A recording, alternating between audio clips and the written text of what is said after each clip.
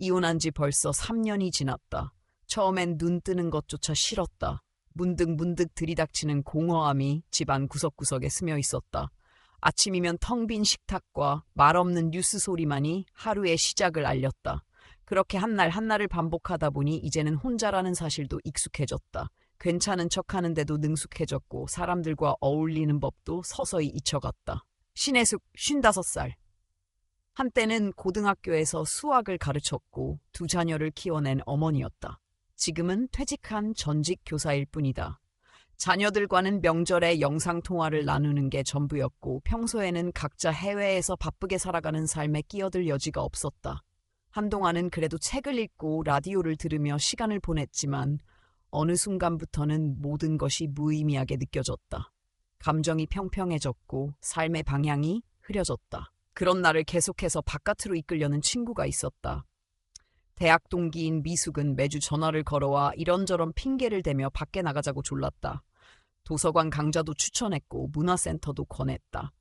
매번 웃으며 거절하던 어느 날 이번엔 다른 제안을 했다. 근처에 중년들이 많이 모이는 산악회가 있는데 같이 한번 가보자는 거였다. 웬 산이냐며 웃어 넘기려 했지만 미숙의 말에 마음 한쪽이 미세하게 흔들렸다. 주말마다 집에만 있는 내가 너무 안쓰러워 보인다는 말에 괜히 마음이 무거워졌다. 운동과는 담을 쌓고 살았기에 처음엔 선뜻 나설 수 없었다. 산은 그저 젊고 건강한 사람들이나 오르는 곳이라는 생각이 강했다. 하지만 미숙은 포기하지 않았다. 코스가 어렵지 않고 좋은 사람들과 가벼운 대화를 나누다 보면 생각보다 괜찮을 거라고 했다. 그 말이 묘하게 오래 남았다. 정말 한 번쯤은 나가봐야 할 때가 온 건 아닐까 하는 마음이 들었다. 결국 그 다음 토요일 지하철역 앞에서 미숙을 만났다. 어색하고 낯선 기분을 감추지 못한 채 모임 장소로 향했다. 약 10명 정도의 중년 남녀가 이미 모여 있었고 모두 밝은 표정으로 서로 인사를 나누고 있었다.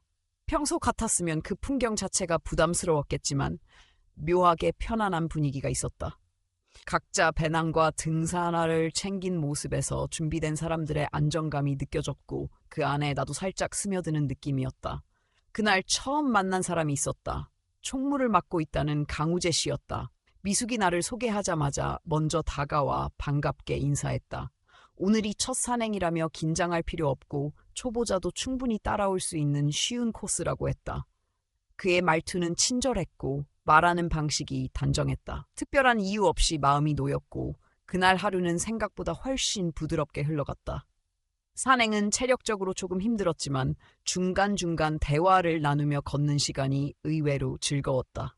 서로의 일상을 나누는 이야기 속에서 낯선 사람들과의 경계가 조금씩 허물어졌다.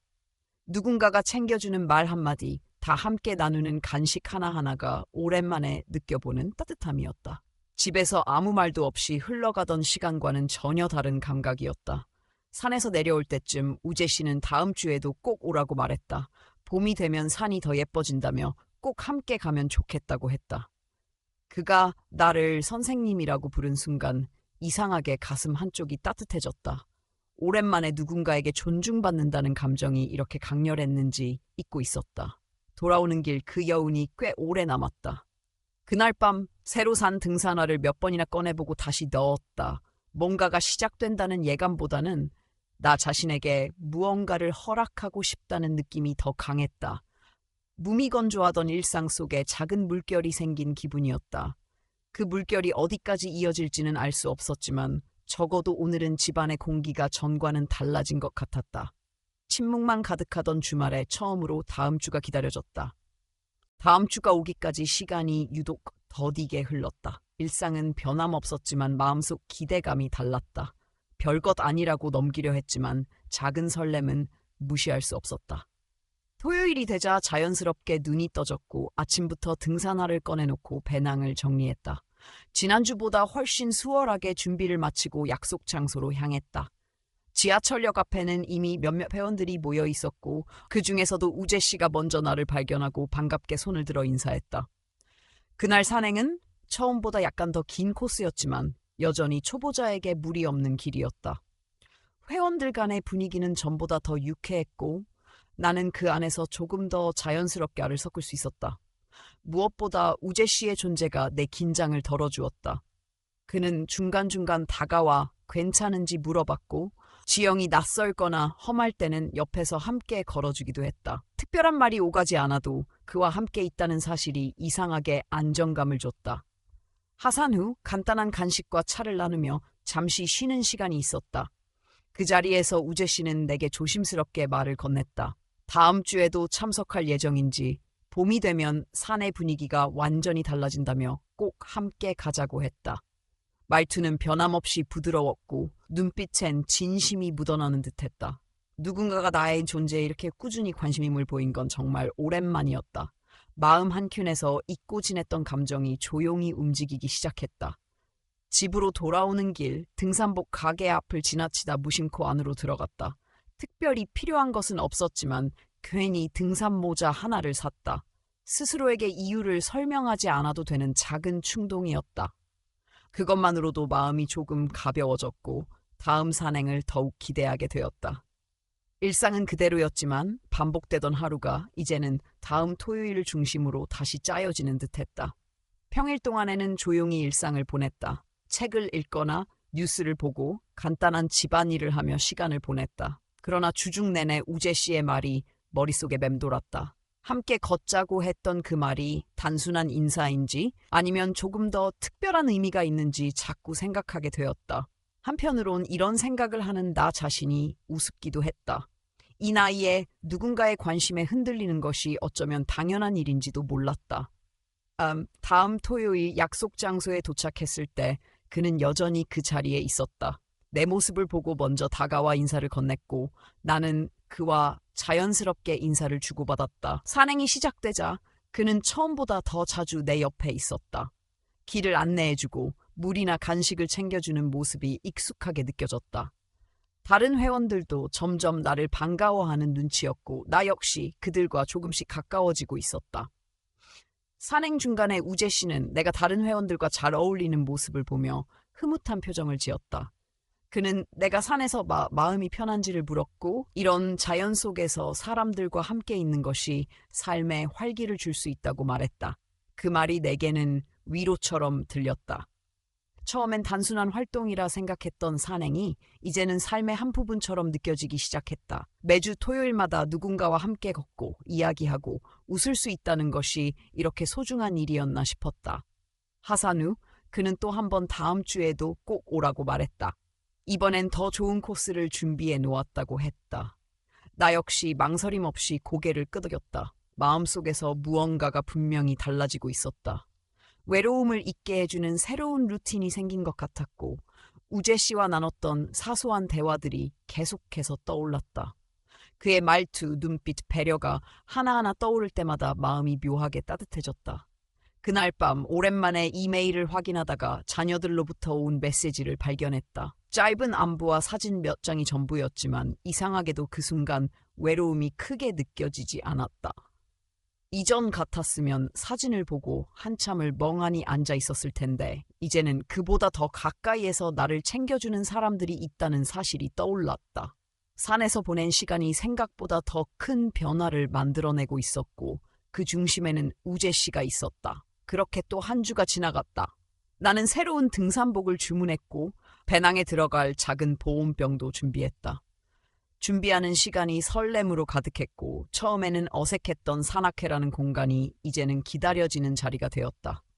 무언가가 바뀌고 있다는 것을 나도 알고 있었다. 아직은 시작일 뿐이지만 오랜 시간 닫혀있던 마음의 문이 조금씩 열리고 있었다. 그리고 그 문틈 사이로 스며드는 누군가의 온기가 생각보다 깊은 자리를 차지하고 있었다. 세 번째 산행은 유난히 하늘이 맑았다. 초봄의 공기가 아직 차가웠지만 발걸음은 가벼웠다. 이제는 아침에 일어나는 일도 등산화 끈을 묶는 일도 익숙해졌다. 산행 전 간단한 스트레칭 시간 동안 우재 씨는 여느 때처럼 다정하게 내게 다가와 인사를 건넸다. 서로 눈이 마주치자 웃음이 먼저 나왔고 그 웃음 속엔 익숙함과 반가움이 함께 담겨 있었다. 그날은 새 회원이 몇 명 더 참가했다. 낯선 얼굴들이 조금 긴장한 듯 서 있었고 나는 지난날의 내 모습을 떠올리며 조심스럽게 먼저 말을 걸었다. 생각보다 쉽게 대화가 이어졌고 나도 모르게 안내하듯 행동하고 있는 내 자신을 발견했다. 그 모습이 이상하게 뿌듯했다. 우재 씨는 그 모습을 옆에서 흐뭇하게 바라보고 있었고 중간중간 새 회원들에게 나를 소개해주기도 했다. 그가 건네는 말 한마디가 내 존재감을 새롭게 만들어주는 느낌이었다. 산행이 중반쯤 되었을 때 우재 씨가 건넨 물과 간식을 함께 나눴다. 무심코 그를 바라보는데 이상하게 멀리서 두 여성 회원이 나를 쳐다보며 이야기하는 모습이 눈에 들어왔다. 시선이 교차된 건 아니지만 웃음소리와 몸을 기울인 자세가 묘하게 신경 쓰였다. 처음에는 별 생각 없이 넘겼지만 이후에도 그 두 사람은 내 주변을 서성이며 계속해서 속삭이는 듯한 모습을 보였다. 갑작스럽게 생긴 이질감이 마음에 잔잔한 파문처럼 번지기 시작했다. 잠시 후 화장실에 다녀오던 길에 그 두 사람의 대화를 우연히 듣게 되었다.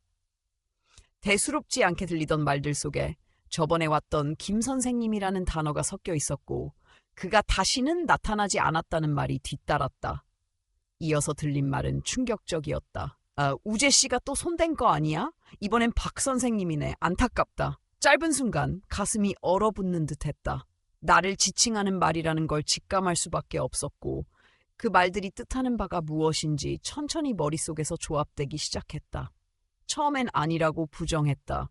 그들은 그냥 과장된 소문을 말한 것일 거라고, 그저 지나친 오해일 거라고 애써 생각했다. 하지만 돌아가는 길 내내 그 말이 귀에서 떠나지 않았다.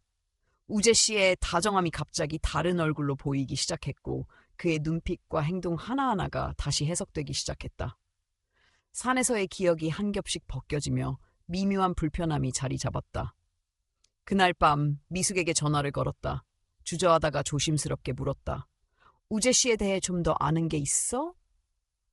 미숙은 한동안 말을 아끼다가 결국 조용히 말했다. 사실 예전부터 우재 씨가 신입 여성 회원들에게 유난히 친절하다는 얘기는 있었다고. 특히 이혼하거나 혼자 사는 여성일수록 그가 먼저 다가가는 경우가 많았다고 했다. 단순한 친절이 아니라 분명한 패턴이 있었다는 이야기였다. 그 말을 들은 순간 마음속에 무언가 확실히 무너지는 소리가 들렸다.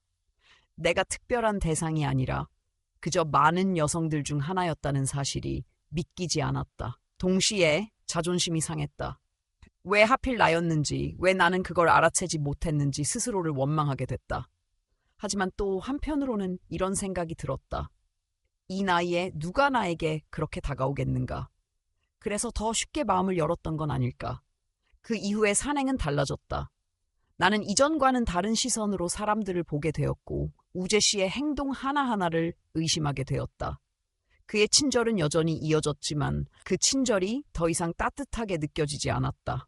오히려 계산된 의도처럼 느껴졌고 나 아닌 다른 여성 회원들에게도 동일한 방식으로 다가가는 모습이 보이기 시작했다.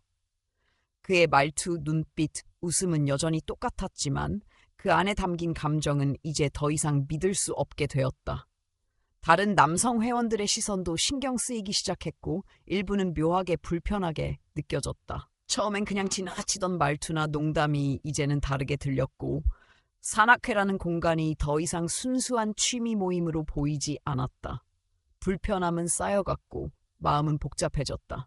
이대로 계속 나가야 할지 아니면 이제 그만두어야 할지 갈등이 생겼다. 그동안 느꼈던 설렘이 거짓이었다면 나는 그저 이용당한 것일지도 모른다. 그러나 확실한 건 아직 없었다. 지금 필요한 건 확신이었다. 진짜 그가 어떤 사람인지, 이 모임이 어떤 분위기를 품고 있는지 나는 이제 그 진실을 직접 마주해야만 했다. 산악회에 나간 지 넉 달쯤 되었을 무렵이었다.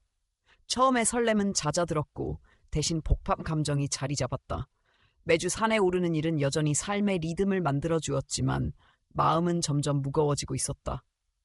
우재 씨는 여전히 친절했고 나를 향한 관심도 줄지 않았다. 하지만 그 관심이 더 이상 편안하지 않았다. 오히려 조심스럽고 불편한 감정이 더해져 갔다. 그날도 산행은 평소처럼 진행됐다. 사람들과 가벼운 이야기를 나누며 걷다가 어느 순간 다시 그 여성 회원이 눈에 들어왔다. 예전처럼 속삭이며 서로 눈짓을 주고받고 있었다. 내 쪽을 의식하는 듯한 그 시선이 다시 마음을 건드렸다. 우재 씨는 내 옆에서 여전히 다정했지만 그 다정함 속에 무엇이 있는지 알 수 없어 더 불안했다. 중간 휴식 시간에 화장실을 다녀오는 길, 그 두 여성의 대화를 또다시 들었다. 지난번처럼 또 다른 여성 회원의 이름이 언급됐고 그녀 역시 얼마 못 가서 모임에 나오지 않게 되었다는 이야기였다. 우재 씨와 가까워졌다가 갑자기 모습을 감췄다는 말이 이어졌다. 그 말들의 숨겨진 의미는 이제 어렵지 않게 짐작할 수 있었다. 특정한 패턴이 존재했다. 처음에는 다정하게 다가오고 마음을 열게 한 뒤 그 이후는 아무도 모르게 사라지는 흐름. 그리고 그 모든 시작에는 항상 우재 씨가 있었다. 산행을 이어가면서 나는 우재 씨를 더 자세히 관찰하기 시작했다. 그는 나에게만 다정한 것이 아니었다. 새로운 여성 회원에게도 같은 말투, 같은 표정, 같은 행동을 보였다. 물을 건네고 배낭을 대신 매주겠다고 하고 걷기 힘든 구간에서는 옆에 붙어서 이야기를 나눴다. 그 친절이 나에게만 향한 것이 아니라는 사실이 명확해지는 순간 마음속 무언가가 조용히 꺼졌다. 그날 산행 후 미숙에게 다시 전화를 걸었다. 조심스럽게 물었다. 혹시 우재 씨가 다른 사람들에게도 똑같이 굴었던 적이 있어? 미숙은 잠시 침묵하더니 사실 그 이야기를 예전부터 들었다고 털어놓았다. 그가 이혼한 여성이나 혼자 사는 중년 여성에게 특히 관심을 보이며 접근한다는 소문이 있었다고 했다. 단순한 관심이 아니라 외로움을 이용한다는 이야기도 함께 들었다고 했다. 그 이야기를 듣고 나니 지난 몇 달이 통째로 다시 보였다. 처음 그가 다가와 건넸던 말들, 산에서 함께 나눴던 대화, 내게 전했던 따뜻한 말들이 모두 계산된 접근이었을지도 모른다는 생각이 들었다. 마음속에서 울컥하는 감정이 올라왔다. 나를 특별하게 본 것이 아니라 그저 또 한 명의 대상이었을 뿐이라면 지금껏 내가 느꼈던 감정은 무엇이었을까? 동시에 내가 어떤 대상이 되었는지를 돌아보게 되었다. 이 나이에 누군가의 관심을 받는다는 것만으로도 흔들렸던 내 자신이 한심하게 느껴지기도 했다. 외롭다는 이유만으로 경계심 없이 마음을 열었던 나 자신이 원망스러웠다. 그러나 그런 감정을 오래 붙들고 있긴 힘들었다. 그보다는 앞으로 어떻게 해야 할지에 대한 고민이 더 컸다. 산악회를 그만두어야 할까? 아니면 조금 더 지켜봐야 할까? 그 결정은 쉽게 내려지지 않았다. 그 다음 산행에 나갔을 때 나는 마음의 중심을 다시 잡으려 했었다. 눈에 띄지 않게 행동했고 우재 씨와의 거리를 의도적으로 두었다. 대신 다른 회원들과 더 많이 이야기하려 노력했다. 그런데 이상한 점이 하나둘 보이기 시작했다. 내가 거리를 두자 몇몇 남성 회원들이 번갈아가며 말을 걸었다. 대부분은 무심한 척 다가왔지만 말의 뉘앙스는 어딘가 불편하게 느껴졌다. 중간 휴식 시간에 어떤 남성 회원이 다가와 말했다. 다음엔 저랑 단둘이 쉬운 코스로 가보지 않겠어요?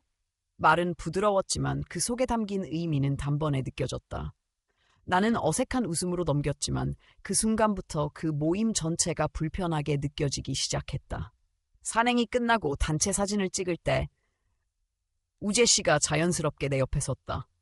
사진을 찍는 동안 그의 손이 내 허리 쪽에 닿았다. 순간 놀랐지만 사람들이 함께 있는 자리였기에 애써 무시했다. 그런데 사진이 끝난 뒤에도 그 손은 계속 그 자리에 머물러 있었다. 집에 돌아오는 길 마음은 복잡했다. 우재 씨는 여전히 친절했고 누가 보더라도 좋은 사람처럼 행동했다. 하지만 그 친절함 뒤에 숨은 의도를 의심하게 된 이후로는 어떤 것도 그대로 받아들여지지 않았다. 미숙의 경고는 단순한 걱정이 아니라 현실이었다. 그러나 문제는 그가 아니라 그 안에서 아무렇지 않게 흘러가고 있는 분위기였다. 나 하나만 빠져나온다고 끝날 일이 아니라는 생각이 들기 시작했다. 그날 밤 오랜만에 잠이 오지 않았다. 무언가 깨달아버렸다는 감각이 머릿속을 떠나지 않았다. 이제 이곳이 나에게 안전한 공간이 아니라는 것을 알고 있었다. 하지만 동시에 이렇게 쉽게 등을 돌리고 싶지도 않았다. 그동안 쌓였던 정과 믿음, 그리고 산이라는 공간이 주는 위안까지도 함께 포기하는 일 같았다. 그렇기에 더욱더 깊이 들여다보고 싶었다. 정말 내가 본 것이 전부인지, 더 숨겨진 진실이 있는지. 아직 끝나지 않았다. 다음 산행이 어쩌면 결정적인 순간이 될지도 몰랐다. 산악회 계곡 산행이 예정된 날이 다가왔다. 봄이 끝자락에 이르렀고 날씨는 따뜻했지만 예보에는 비가 조금 예고되어 있었다. 계곡을 따라 걷는다는 일정이 마음을 망설이게 했지만 한편으론 이 산행이 내게 마지막 확인이 될 수도 있겠다는 생각이 들었다. 더는 모른 척할 수 없었고 회피해서도 안 되는 시점이었다. 내 안에서 계속해서 무언가가 경고음을 울리고 있었다. 당일 모인 인원은 평소보다 훨씬 많았다. 계절과 계곡이라는 특성 때문인지 처음 보는 얼굴들도 있었고 전체적인 분위기는 들떠 있었다. 버스 안에서도 웃음소리와 간식이 오갔고 그 안에서 나는 조용히 자리에 앉아 분위기를 지켜보았다. 우재 씨는 익숙한 얼굴들과 먼저 인사를 나누었고 곧 나에게 다가와 반갑게 말을 건넸다. 나는 웃으며 대답했지만 마음속 거리는 이미 멀어져 있었다. 산행은 순조롭게 시작되었다. 계곡 물소리가 들리는 산길은 청량했고 사람들은 삼삼오오 나누어 걷기 시작했다. 중간중간 우재 씨는 내 옆으로 와서 말을 걸었고 평소보다 더 부드럽고 사적인 이야기들을 꺼냈다. 어릴 적 추억, 가족 이야기, 외로움에 대한 고백까지. 그의 말 하나하나가 더 이상 자연스럽게 들리지 않았다. 계획된 듯 반복된 듯한 말투에 나는 더 조용해졌다. 산행이 끝난 뒤 근처 펜션에서 뒤풀이가 진행되었다. 대부분의 회원들이 참석했고 테이블마다 음식과 술이 가득했다. 나는 술을 잘 마시지 않기에 음료를 들고 자리에 앉아 있었다. 그런 나에게 우재 씨는 소주잔을 건네며 한 잔만 마시자고 권했다. 거절했지만 그는 계속해서 부드러운 말투로 권했다. 결국 한 잔을 마셨고 그 한 잔은 곧 이어서 2잔, 3잔이 되었다. 이상하게 머리가 빨리 어지러웠다. 평소 마시던 양보다 적었는데도 불구하고 몸이 축 가라앉는 기분이 들었다. 자리에서 일어나 화장실로 향하려는데 다리에 힘이 들어가지 않았다. 그 순간 조용한 성격의 여성 회원인 정지원 씨가 내 팔을 붙잡았다. 그녀는 조용히 나를 화장실까지 데려갔고 찬물로 얼굴을 씻은 뒤 조금 정신이 돌아왔다. 화장실 밖 복도에서 기다리던 정지원 씨는 주변을 살핀 뒤 낮은 목소리로 말했다. 여성 회원들 사이에서 은밀하게 통하는 신호가 있다는 이야기였다. 바지를 한쪽만 걷어 올리는 것, 술자리에서 특정 테이블에 앉는 것, 말투의 뉘앙스까지. 외부인은 전혀 알 수 없는 암묵적인 룰이 존재한다는 말이었다. 그녀는 그 신호들을 따라 우재 씨나 몇몇 남성 회원들이 특정 여성에게 접근해 왔다고 말했다. 그녀는 이어서 말했다. 우재 씨가 특히 이혼하거나 혼자 사는 중년 여성들을 집중적으로 타겟으로 삼는다고. 관심과 따뜻함으로 접근하고 외로움을 이해한다는 말로 마음을 연 뒤 관계를 가지려는 방식이 반복되고 있다고 했다. 그 말을 들으며 지난 몇 달간 내가 느꼈던 모든 감정이 정리되었다. 처음부터 우재 씨는 내가 아니라 혼자 사는 중년 여성이라는 존재 자체를 보고 있었던 것이다. 더 충격적인 건 정지원 씨의 말이었다. 그녀도 한때 같은 방식으로 그에게 마음을 열었던 사람 중 한 명이었다는 사실. 친절함에 기대고 싶었고 오랜만에 느끼는 존중에 감사했던 시간들이 결국 이용당하는 과정이었다는 것을 뒤늦게 깨달았다고 했다. 그녀는 더 늦기 전에 나에게 알리고 싶었다고 했다. 그리고 마지막으로 조용히 말했다. 오늘은 자리를 오래 비우지 말고 가능하면 먼저 귀가하라는 말이었다. 자리로 돌아오자 우재 씨가 다가와 물었다. 어디 다녀왔냐며 아직 이르지 않냐고 웃으며 말했다. 나는 속이 안 좋다고 핑계를 대고 일어섰다. 그는 아쉽다는 표정을 지었지만 더 붙잡지는 않았다. 펜션을 빠져나와 택시를 탔다. 창밖을 보며 머릿속엔 정지원 씨의 말이 반복되었다. 내가 몰랐던 것들이 너무 많았고 그 안에 있었던 내 자신이 믿기지 않았다. 산악회라는 공간은 단순한 취미 모임이 아니었다. 일정한 방식으로 중년 여성들의 외로움을 이용하는 사람들이 있었고 그것이 당연하게 반복되고 있었다. 그것을 눈치채지 못한 사람들은 순수하겠고 상처받고 사라졌다. 나도 그중 하나가 될 뻔했다는 사실에 몸이 떨렸다. 그날 밤 나는 긴 시간 동안 생각에 잠겼다. 이 모임에 계속 나가야 할까? 아니면 이쯤에서 그만두는 것이 맞을까? 단순히 한 사람의 문제가 아니라 분위기 자체에 문제가 있다는 걸 알게 된 이상 쉽게 결정을 내릴 수 없었다. 지금 떠난다면 나는 그저 또 한 명의 피해자로 끝나겠지만 계속 남는다면 더 많은 것을 확인할 수 있을지도 몰랐다. 그리고 더 중요한 건 나와 같은 누군가가 또 같은 길을 걷지 않게 하기 위해선 누군가의 판단이 필요하다는 것이었다. 결국 나는 결심했다. 다음 산행까지는 더 지켜보겠다고. 마지막으로 그 사람들과 그 분위기를 한 번 더 마주하고 진짜 그 안에서 무슨 일이 일어나고 있는지 끝까지 확인해 보겠다고. 이제는 감정이 아니라 현실을 보기로 했다. 진짜 산악회의 민낯을. 다음 산행은 조금 더 높은 산으로 정해졌다. 코스가 길고 험하다는 공지가 올라왔고 참여 인원도 제한되었다. 나도 평소보다 일찍 준비를 마쳤다. 배낭 속에는 따뜻한 물, 간단한 간식, 그리고 작은 수첩을 챙겼다. 혹시라도 기록해야 할 일이 생길까 하는 생각 때문이었다. 그날 아침은 흐렸다. 우재 씨에게서 문자가 도착했다. 오늘은 중간쯤 바위 쉼터가 있어요. 힘들면 거기서 쉬어가도 돼요. 문장은 평범했지만 마음이 불편했다. 정지원 씨의 경고가 계속 머릿속을 맴돌았다. 산행이 시작되자 나는 의도적으로 우재 씨와 거리를 뒀다. 대신 다른 여성 회원들과 함께 걸었고 중간중간 대화를 나누었다. 분위기는 전과 다르지 않았다. 웃음소리, 간식 나눔, 사진 찍기. 하지만 나는 이전처럼 그 모든 것을 받아들이지 않았다. 특히 눈여겨본 건 몇몇 여성 회원의 바지였다. 정지원 씨가 말했던 신호대로 바지를 한쪽만 걷은 사람들이 있었고 그중 몇 명은 중간쯤에서 사라졌다가 하산 시간에야 다시 모습을 보였다. 산을 오르던 중 한 여성 회원이 남성 회원과 함께 길을 벗어나 걷는 모습을 보았다. 그들의 표정은 설명하기 힘든 무언가가 담겨 있었다. 조심스러움과 은밀함, 그리고 묘한 친밀감.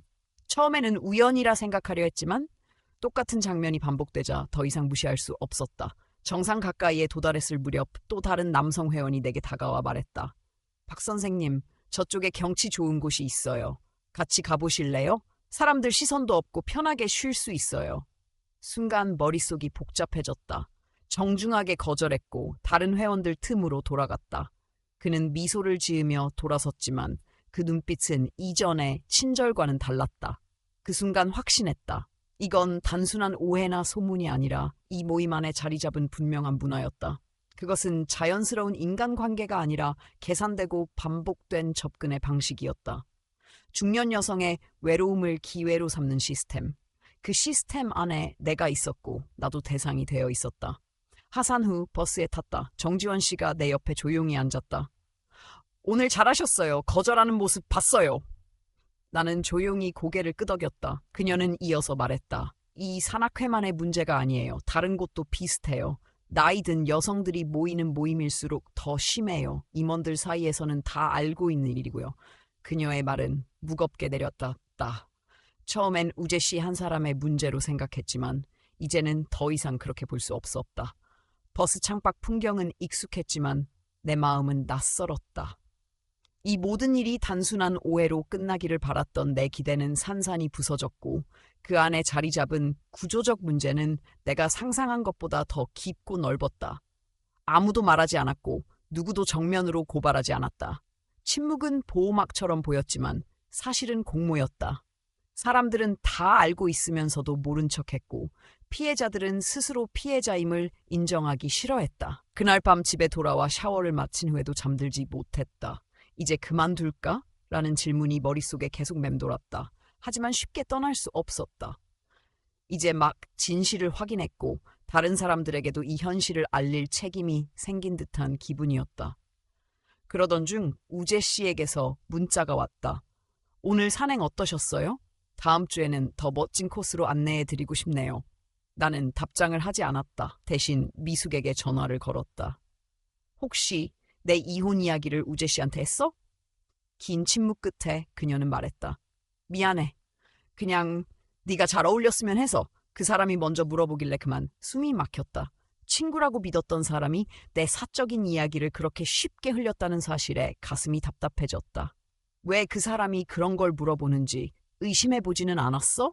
미숙은 말이 없었다. 요즘 들어서야 이상한 얘기가 들리기 시작했어. 나도 몰랐어. 전화를 끊은 뒤 마음은 더욱 복잡해졌다. 미숙의 사과는 받아들였지만 그녀에 대한 신뢰는 조금씩 흔들리고 있었다. 그리고 그날 오후 우재 씨에게서 또 문자가 왔다. 이번에는 더욱 사적인 문장이었다. 다음 주엔 특별한 곳을 보여드리고 싶어요. 관심 있으시면 따로 만날 수도 있어요. 그의 말투는 예전과 달랐다. 친절을 가장한 초대는 점점 노골적으로 변하고 있었다. 이제 더는 피할 수 없었다. 나는 마음을 다잡았다. 진짜 그 사람이 어떤 사람인지, 이 모임이 어디까지 물들어 있는지 직접 확인해야 할 시점이었다. 그리고 다음 날 우재 씨에게서 다시 문자가 왔다. 내일은 기상이 좋지 않을 것 같아요. 7번 코스 대신 9번 오솔길로 가려고 합니다. 관심 있으시면 개별적으로 안내해 드릴게요. 잠시 망설였지만 나는 결국 답장을 보냈다. 네, 알겠습니다. 내일 뵐게요. 손끝이 떨렸지만 마음은 단단해져 있었다. 지금 이 상황을 외면하면 나는 영원히 피해자로만 남을 것이다. 진실은 직접 마주할 때 비로소 드러나는 법이다. 이제는 내가 쫓아가는 사람이 아니라 내가 걸어야 할 길을 결정할 시간이었다. 다음 날 아침 약속한 장소에 도착하자 예상대로 우재 씨 혼자였다. 다른 회원들은 보이지 않았다. 그는 밝은 표정으로 인사하며 말했다. 비예보 때문인지 대부분 취소했어요. 우리만 가요. 제가 잘 아는 코스가 있어요. 말은 자연스러웠지만 나는 이미 준비가 되어 있었다. 표정도 말투도 모두 평소와 다르지 않았지만 그 이면의 목적은 더 이상 감춰지지 않았다. 산을 오르기 시작하자 길은 평소보다 훨씬 험했다. 사람의 발길이 드문 듯한 외진 오솔길이었다. 양옆으로 나무가 우거져 있었고 종종 짐승 울음소리만이 들려왔다. 1시간쯤 걸었을까 작은 바위 쉼터에 도착했다. 그는 잠시 쉬었다 가자며 배낭에서 보온병을 꺼냈다. 따뜻한 차예요. 드셔보세요. 컵을 내미는 그의 손길은 여전히 부드러웠지만 나는 긴장을 풀지 않았다. 그는 갑자기 말을 꺼냈다. 사실 오늘 여기에 오자고 한 이유가 있어요. 그리고 조심스럽게 내 얼굴을 바라보았다. 처음 봤을 때부터 마음에 들었어요. 선생님처럼 지적이고 단정한 분은 드물거든요. 그의 말은 칭찬처럼 들렸지만 나는 이미 마음속으로 거리를 두고 있었다. 그런 말씀 많은 분들에게 하시지 않으세요? 내 질문에 그는 살짝 당황했지만 곧 미소를 지었다. 아니에요. 진심이에요. 박 선생님은 특별해요. 그는 조금씩 자리로 다가왔고 말투도 더욱 친밀하게 변해갔다. 혼자 사는 거 외롭잖아요. 저도 그래요. 우리 서로 의지하면서 지내면 좋지 않을까요? 그의 눈빛은 더 이상 부드럽지 않았다.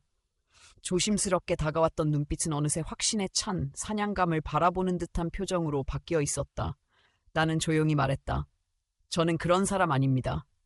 그의 얼굴에 놀람이 스쳤고 이어서 다시 웃으며 말했다. 무슨 말씀을 그렇게 하세요? 저는 진심으로 가까워지고 싶었을 뿐이에요. 하지만 나는 단호하게 말했다. 당신이 다른 여성들에게도 똑같이 말하고 행동한다는 걸 알고 있어요. 그 순간 그 눈빛이 싸늘하게 식었다. 부드러움은 사라지고 냉소적인 웃음이 번졌다. 그래요. 누가 그런 말 했는데요? 침묵으로 답을 대신하자 그는 고개를 끄덕이며 말했다. 정지원이죠? 걔도 처음엔 그렇게 말하다가 결국 내 품에 안겼어요. 다들 그래요. 그 말에 온몸이 굳는 듯했다. 정지원 씨가 말하지 않았던 이야기, 그녀가 끝까지 숨기고 싶었던 사실, 그녀도 피해자였다는 걸 그제야 확실히 알았다. 그의 태도는 더 노골적으로 변했다. 난 그냥 외로움을 함께 나누고 싶은 거예요. 다들 그런 거 원하잖아요. 나이 들어서. 나는 자리에서 일어났다. 그는 내 팔을 붙잡으려 했지만 나는 빠르게 피했다. 여기서 혼자 내려갈 수 있을 것 같아요? 걱정 마세요. 제 길은 제가 찾을 수 있어요. 나는 빠르게 산을 내려오기 시작했다. 방향이 정확한지는 알 수 없었지만 올라왔던 길을 최대한 기억하며 발걸음을 재촉했다. 가슴은 두근거렸지만 마음은 이상하리만큼 평온했다. 이제 모든 것이 분명해졌기 때문이다. 우재 씨는 나를 특별하게 본 것이 아니었다. 그저 또 하나의 타겟이었고 이번에도 성공할 거라 확신했던 상대였을 뿐이다. 내려오는 동안 많은 생각이 떠올랐다. 왜 이런 일이 반복되는지, 왜 아무도 목소리를 내지 않았는지, 왜 나는 그동안 아무 말도 하지 않았는지. 분노가 일었다. 우재 씨 한 사람만의 문제가 아니라 이 산악회 전체의 문화, 침묵으로 용인된 분위기, 외로움을 이용당하는 구조가 문제였다. 집에 도착해 씻고 난 뒤 거울 앞에 섰다. 내 얼굴은 피곤했지만 눈빛은 달라져 있었다. 이제는 선택의 시간이 아니라 결단의 시간이었다. 나는 다시는 침묵하지 않기로 마음먹었다. 다음 날 정지원 씨에게 연락했다. 그녀는 놀란 듯했지만 곧 만나자고 했다. 근처 커피숍에서 마주 앉은 그녀에게 조용히 물었다. 그 사람 예전에 당신에게도 그런 말 했던 거죠? 그녀는 잠시 고개를 숙이다가 조용히 말했다. 처음엔 몰랐어요. 나도 그냥 다정하다고 생각했어요. 나이 들어서 누군가에게 관심받는다는 게 그렇게 달콤한 줄 몰랐어요. 그녀의 말에 가슴이 아렸다. 피해자임을 자각하면서도 말하지 못하는 수많은 여성들의 얼굴이 겹쳐 보였다. 정말 이혼한 여성만 노리는 거였나요? 그녀는 고개를 끄덕였다. 외롭다는 걸 아니까. 그래서 더 쉽게 다가갈 수 있거든요. 그렇게 말하더라고요. 그녀는 더 충격적인 이야기를 들려주었다. 이 산악회는 단순한 모임이 아니라 특정 목적을 가진 네트워크처럼 운영되고 있었다. 특히 임원들 사이에서는 은밀한 규칙과 역할이 있었다. 친절한 척 다가가 관계를 맺고 다시 새로운 타겟을 소개받는 시기였다. 그녀는 조용히 말했다. 산에서의 만남은 특별하다고 말하지만 여기선 그 말이 그냥 장난처럼 쓰여요. 단순한 유혹이 아니라 중년 여성들의 감정을 악용하는 구조적인 착취. 나는 더는 참을 수 없었다. 집으로 돌아오는 길 나는 결심했다. 나만의 일이 아니라는 것. 누군가는 반드시 이 이야기를 꺼내야 한다는 것. 침묵은 그들의 무기였고 나는 더 이상 그 무기에 갇히지 않기로 했다. 며칠 동안 마음은 복잡했다.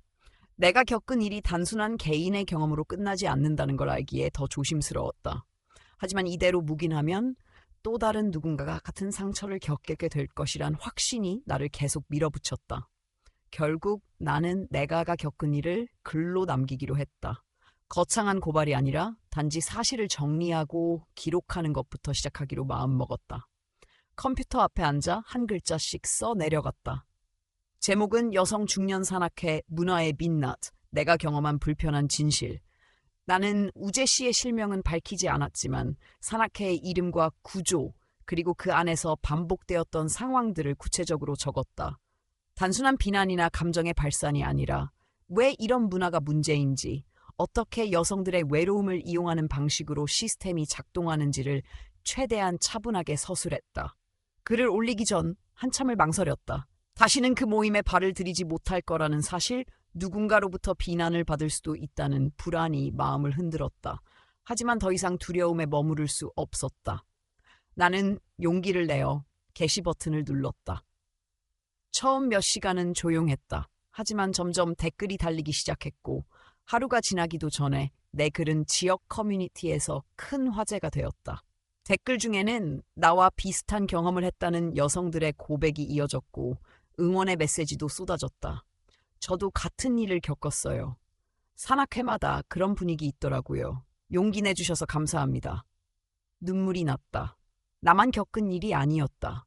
그리고 이제는 우리 모두가 목소리를 내기 시작했다. 예상하지 못한 일이 연이어 벌어졌다.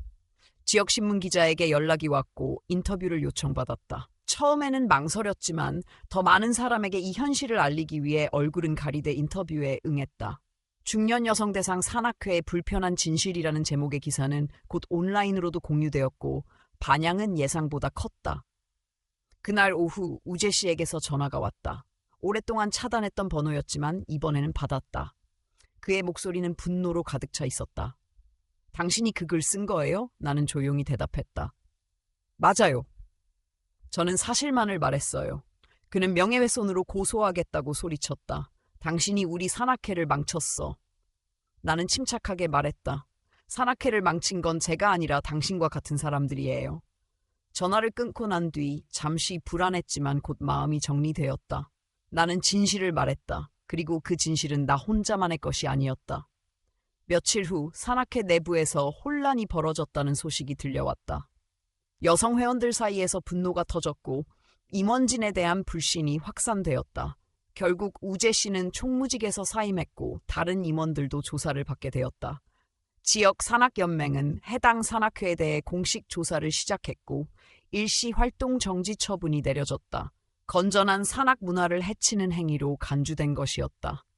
그리고 또 한 번의 인터뷰 요청이 들어왔다. 지역 방송국에서 중년 여성들의 취미 활동에서 벌어지는 성적 착취에 관한 다큐멘터리를 제작 중이라는 것이었다. 이번에는 얼굴을 공개하고 인터뷰에 응했다. 더는 숨고 싶지 않았다. 나와 함께 또 다른 피해 여성 몇 명도 인터뷰에 응했다. 그 중에는 정지원 씨도 있었다. 방송이 나간 뒤 전국적으로 이슈가 되었고 많은 산악회와 취미 모임에서도 비슷한 문제가 있다는 고백이 쏟아져 나왔다. 더 이상은 한 산악회의 문제가 아니었다. 미숙에게서도 연락이 왔다. 그녀는 울먹이며 말했다. 정말 미안해, 은정아. 내가 너무 경솔했어. 그런 일이 있을 줄 몰랐어. 나는 그녀의 사과를 받아들였다. 그녀 역시 이 시스템 안에 있었던 또 다른 피해자였을지도 모른다. 그리고 그녀 덕분에 나는 현실을 직면할 수 있었다. 괜찮아. 오히려 고마워. 덕분에 더 많은 여성들이 목소리를 낼 수 있었어. 비난도 있었다. 온라인에는 나를 욕하는 글이 달렸고 신상 정보가 퍼지기도 했다. 하지만 더 많은 지지와 응원이 있었다. 특히 같은 경험을 한 여성들의 메시지는 내게 큰 힘이 되었다. 한 달쯤 지나고 상황은 조금씩 안정되어 갔다. 우재 씨는 명예훼손 소송을 제기하지 못했고 오히려 더 많은 여성들의 증언으로 인해 법적 공경에 빠졌다. 이 일을 통해 나는 많은 것을 배웠다. 침묵은 문제를 해결하지 않는다는 것, 진실을 말하는 용기는 다른 누군가의 삶을 구할 수 있다는 것, 그리고 나는 혼자가 아니라는 것. 폭로 사건 이후 반년이 지났다. 내 일상은 많이 달라졌다. 요양보호사 일을 계속하면서 지역 여성 인권 모임에 참여하게 되었고 가끔 강연도 하게 되었다. 가장 큰 변화는 내 마음가짐이었다. 더 이상 외로움을 부끄러워하지 않게 되었다. 외로움은 누구에게나 있는 감정이고 그것이 약점이 아닌 삶의 일부라는 것을 인정하게 되었다. 그리고 그 감정을 이용하려는 사람들에게 더 이상 속지 않을 용기가 생겼다. 산에서 상처를 받았지만 나는 산을 떠나지 않았다. 오히려 산에 대한 애정은 더 깊어졌다. 문제는 산이 아니라 그곳에 모인 일부 사람들이었을 뿐이다. 그래서 나는 새로운 결심을 했다. 여성들만의 산악회를 만들기로. 처음에는 정지원 씨와 인터뷰에서 만난 몇몇 여성들과 함께 시작했다. 모두 비슷한 경험을 한 중년 여성들이었다. 우리의 산악회는 달랐다. 여기선 누구도 의심하지 않고 누구도 불편해하지 않았다. 함께 걷고 함께 나누고 함께 웃는 그 시간이 무엇보다 소중했다.